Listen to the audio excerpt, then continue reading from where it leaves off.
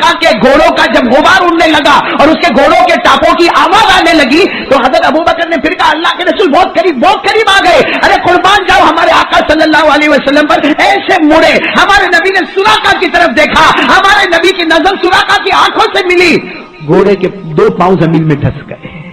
घोड़े के कितने पांव? आगे के 2 पांव जमीन में धंस गए। मतलब घोड़ा हमारे नबी सल्लल्लाहु अलैहि वसल्लम जब हिजरत करने के लिए कहां से चले, जल्दी जल्दी बोलो ना, कहां से चले? मक्का से। कहां जा रहे? मदीना जा रहे। तो अबू जहल ने ऐलान किया था, अबू जहल ने ऐलान किया था, मैं याती भी मोहम्मद। अबू जहल ने ऐलान किया था, पहाड़ पे खड़े होकर ऐलान किया, फिर काबे के पास आके ऐलान किया कि मोहम्मद यहां मक्का छोड़कर चले गए। बोलो सल्लल्लाहु अलैहि वसल्लम, मोहम्मद मक्का छोड़ के चले गए। जो मोहम्मद को लेकर आएगा 100 ऊंट उसको मिलेंगे। कितने मिलेंगे? 100 ऊंट उसको मिलेंगे। बस एक काम करो कि मोहम्मद को मदीना मत जाने दो, रास्ते में से कहीं से भी पकड़ कर लेकर आओ। कितने ऊंट मिलेंगे? 100 ऊंट मिलेंगे। ये अबू जाल ऐलान कर रहा है और अबू जाल के साथ उसके दोस्तों का ऐलान हो रहा है। कोई पहाड़ पे खड़े होकर ऐलान कर रहा, कोई काबे के पास ऐलान करता। सबका ऐलान यही है कि मोहम्मद निकले हैं, मक्के से निकले हैं और मदीना जाने के वास्ते निकले हैं। कोई भी रास्ते में से लेकर आए 100 ऊंट लेकर जाए।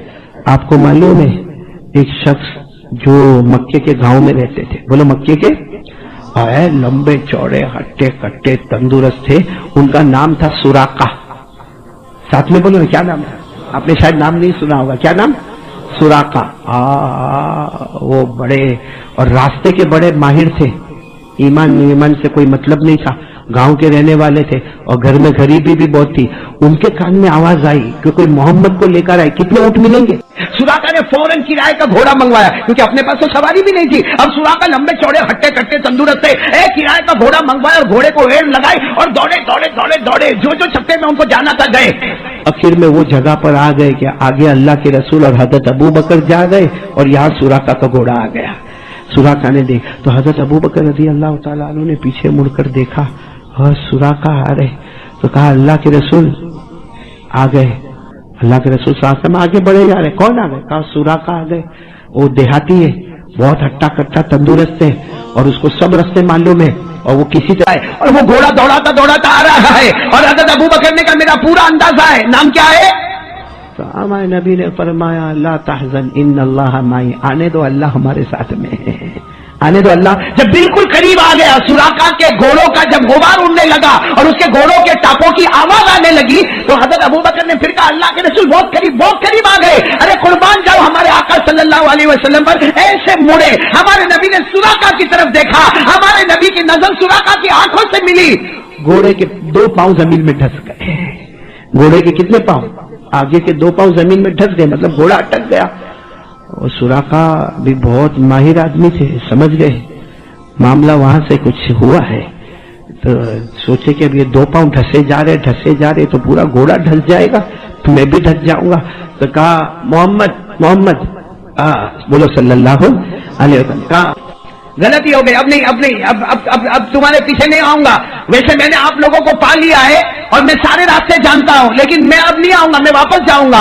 हमारे आका सल्लल्लाहु अलैहि वसल्लम ने उसी वक्त हाथ उठाए और कहा अल्लाह सुराका को माफ कर दे और उसके घोड़े के पांव वापस बाहर निकाल ले। इतना कहना था कि घोड़े के पांव वापस। हमारे नबी और हजरत अबू बकर आगे बढ़ रहे, सुराका ने अपने घोड़े को पहले चारों तरफ दौड़ाया बराबर कंप्लीट, फिर सोचा चलो पकड़ ही ले, 100 ऊंट का सवाल है। मैं कितने ऊंट का सवाल है? 100 ऊंट का सवाल है, अभी पकड़ ही ले क्योंकि घोड़ा तो बराबर चल रहा है। देखो दाईं तरफ भी दौड़ा, पीछे भी दौड़ा, बराबर कंप्लीट है। फिर उन्होंने घोड़ा दौड़ाना शुरू किया। हजरत अबू बकर रज़ी अल्लाह तआला अन्हु ने फरमाया अल्लाह के रसूल आपने दुआ करके उसके दोनों पांव बाहर निकाले घोड़े के, वो वापस हमारे पीछे आ रहा। बस हमारे नबी की नजर मुबारक फिर पीछे मुड़ती है और सुराका की आंखों के साथ मिलती है, बस आंखों से मिलना होता। पहले 2 पांव ढसे थे, अभी 4 पांव ढस गए। घोड़े के कितने पांव ढस गए? 4 पांव ढस गए और घोड़ा आहिस्ता आहिस्ता नीचे बैठे जा रहा है। सुराका ने फिर कहा ओ मोहम्मद माफ कर दो ना, मोहम्मद माफ कर दो ना। हाँ, तो हजरत अबू बकर की तरफ हमारे नबी ने देखा, हजरत अबू बकर ने कहा नहीं वापस आएगा, ये वापस आएगा। वापस घोड़े को दौड़ा, अल्लाह के रसूल सल्लल्लाहु अलैहि वसल्लम की आंखों में आंसू देखा, अल्लाह सुराका को माफ कर दे, अल्लाह सुराका को माफ कर दे, इसका घोड़ा वापस।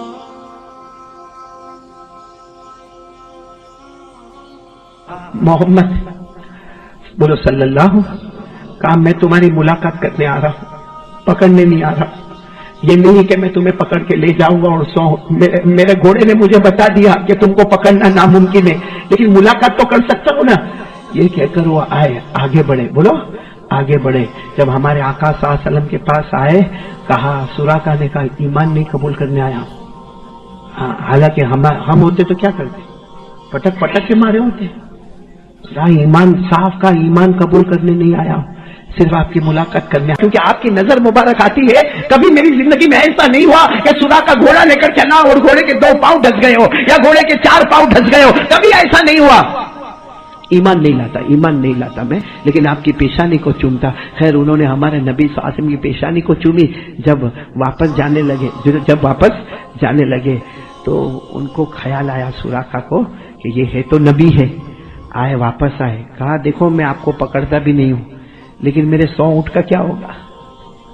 میں تو پیسہ، مجھے آپ سے نہ کوئی دشمنی ہے نہ کوئی محبت ہے، میں تو پیسے کی لالچ میں آیا. ہمارے آقا صلی اللہ علیہ وسلم نے ایک چمڑے کا ٹکڑا لیا اور اس میں لکھا، یہ سراقہ، یہ زمین تمہاری، یہ ملکیت تمہاری، یہ پراپرٹی تمہاری، یہ جائیداد تمہاری. تو سراقہ کہتے کیا؟ ہمارے نبی صلی اللہ علیہ وسلم نے فرمایا، اے سراقہ یاد رکھنا، اب میں مکے سے جا رہا ہوں، ایک زمانہ آئے گا میں مکے آؤں گا اور مکے کا فاتح بن کر آؤں گا، اور جب میں مکہ فتح کرنے کے لیے آ جاؤں اور میں مکے میں آؤں، یہ پرچی مجھے بتا دینا، جتنی زمین ہے سب تیرے حوالے کر دوں گا. تو سراقہ تو بہت خوش ہو گئے، سب لیا برابر رکھا، گئے. اب وہ جا رہے تھے تو ہمارے نبی بلا رہے واپس، اے سراقہ ادھر آؤ. تو کہا کیا ہوا محمد، اب کیا معاملہ؟ میں ایمان تو قبول نہیں کر رہا ہوں، اب کیا؟ ہمارے نبی نے فرمایا کوئی بات نہیں، ایمان قبول نہ کرے، لیکن آج میری بات سن لے، آج زمین پر نبی. ایک زمانہ آئے گا ایران فتح ہوگا، اور ایران کا جو بادشاہ ہے کسرا، بولو کون؟ ایران کا جو بادشاہ ہے کسرا، اس کا جو تخت ہوگا اس پر تو بیٹھے گا، اس کے سونے کے کنگن تیرے ہاتھوں میں ہوں گے اور اس کا تاج تیرے سر پر ہوگا. اور سراقہ نے یہ سب سنا اور کیا ہوا؟ چلے گئے. اب سچ بتاؤ، کچھ زمانے کے بعد ہمارے نبی مکہ آئے اور مکہ فتح ہوا. قرآن کریم نے فرمایا اِنَّا فَتَحْنَا لَكَ فَتْحًا مُبِينًا لِيَغْفِرَ لَكَ اللَّهُ مَا تَقَدَّمَ مِن ذَنبِكَ وَمَا تَأَخَّرَ وَيُتِمَّ نِعْمَتَهُ عَلَيْكَ وَيَهْدِيَكَ صِرَاطًا مُسْتَقِيمًا. مکہ فتح ہوا اور ہمارے آقا صلی اللہ علیہ وسلم پوری شان کے ساتھ مکہ میں آئے. اور آپ کو معلوم ہے جب مکہ میں آئے تو ایک صحابی نے کہا تھا اليوم یوم الملحمہ، آج انتقام کا دن ہے، آج جنہوں نے ہم کو مارا ہم ماریں گے، جنہوں نے ہم کو توڑا ہم توڑیں گے، ہم ان کے گھروں کو برباد اور تباہ کریں گے. ہمارے نبی نے فرمایا یہ مت کہو، اليوم یوم المرحمہ، آج رحمت کا دن ہے. اور ہمارے نبی نے فرمایا لا تثریب علیکم اليوم، اے مکہ والوں تم سے کوئی انتقام نہیں لیا جائے گا، اللہ تم سب کو معاف کرے. یہ کہہ کر ہمارے نبی کعبے کے پاس آئے اور مکے کے فاتح بن کر آئے. تو بہت سارے لوگ کھڑے تھے، تو وہ سراقہ وہیں پر تھے. وہ چمڑے کا ٹکڑا بتا رہے. سراقہ کو ایسا کہ اب تو مکہ فتح ہو گیا ہے، معلوم نہیں یہ پہچانیں گے نہیں پہچانیں گے. ہمارے نبی کی جیسے نظر پڑی، کہا آؤ سراقہ آؤ. سراقہ آئے اور کہا ایمان نہیں قبول کروں گا. پھر وہی بات ایمان، لیکن یہ چمڑے کا ٹکڑا آپ کا دیکھا. پھر اس کے بعد ہمارے نبی کی آنکھوں میں آنسو تھے. فرمایا الیوم یوم بر و وفاء، آج وفاداری کا دن ہے، آج نیکی کا دن ہے، اور ہمارے اسلام نے وفاداری سمجھائی ہے. میں نے سراقہ کے لیے اتنی زمینوں کے بارے میں کہا تھا، اے عمر، ہمارے نبی نے عمر کو بلائے اور کہا عمر اتنا دے دو اور 10 گنا زیادہ کر کے ان کو دے دینا.